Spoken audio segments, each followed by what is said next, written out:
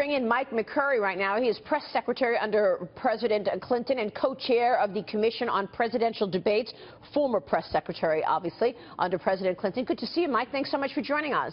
Good morning, Maria. I'd love you to go through some of the most important rules that the team has come up with in terms of this first debate. I know that you've got Lester Holt moderating Monday's debate, 9 p.m. to 10:30 at Hofstra University in Hempstead, New York. 6 15-minute time segments, 90 minutes without commercial interruption. What can you tell us about how you came to these rules?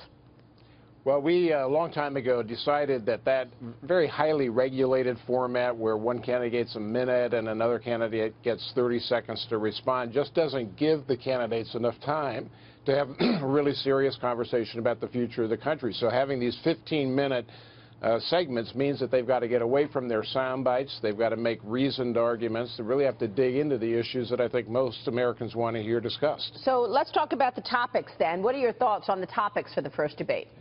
Well, Lester Holt has already indicated that he is going to focus broadly on three themes: America's security, American opportunity, and kind of the community in America. It gives him a lot of room to kind of ask about questions that I think most Americans want to see discussed. We want to hear about education policy. We want to hear what's going to happen to kind of raise incomes for Americans, especially in places where people haven't seen a real growth in their income. We want security policy. Terrorism, obviously, is a very big topic. But we hope that these debates actually give the American people a chance to really educate themselves about what would be the differences between a Donald Trump presidency and a Hillary Clinton presidency. That's what these debates need to be about. So do these topics favor one candidate over the other?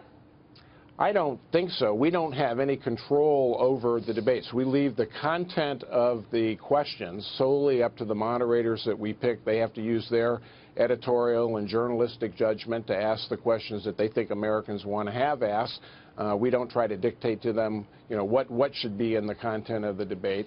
And we just hope that the moderators do a good job. And frankly, we hope that the candidates show up to have dignified and thoughtful conversations about the future. Well, let's talk about that, because there was a story a few weeks ago around social media, and I'll tell you, people were upset because they're looking at you, former press secretary for President Bill Clinton, and you're the co-chair of presidential debates. I mean, are Hillary backers coming up with the rules? Is that fair to Donald Trump? No, and it's been a long time since I've been involved in politics. I have a whole different career now. I try to approach this as my co-chair, Frank Fahrenkopf, who's the former chairman of the Republican Party, does. And we always say we wear the white hat, the American hat. We don't it's not red, it's not blue, it's not one party or another. I don't have contact with the Democratic Party, and Frank doesn't, frankly, have much contact with the Republican Party either, because they don't get to write the rules. These rules and the formats and the places where we have these debates are really designed by the Commission to give the American people what they need, and that's the way we approach the job. But have the people who've come up with these rules, have they donated over the years to the Clinton campaign or the Clinton presidency? That's what's being spoken about on social media. Look, everybody on this commission, there are 16 members. I frankly only know the political affiliations of about 8 of them, because some of them are former members of Congress. Some of them have been active in parties. I was, for example. Mr. Fahrenkopf was as well.